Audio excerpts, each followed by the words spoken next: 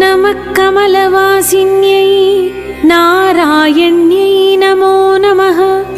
कृष्णप्रियायै सततं महालक्ष्म्यै नमो नमः।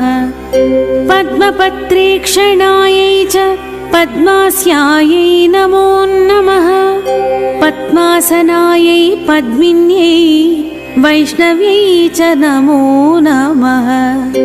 सर्वसम्पत्स्वरूपिण्यै सर्वाराध्यै नमो नमः। हरिभक्तिप्रदात्रै च हर्षदात्रै नमो नमः।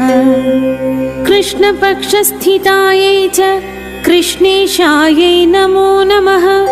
चन्द्रशोभास्वरूपायै रत्न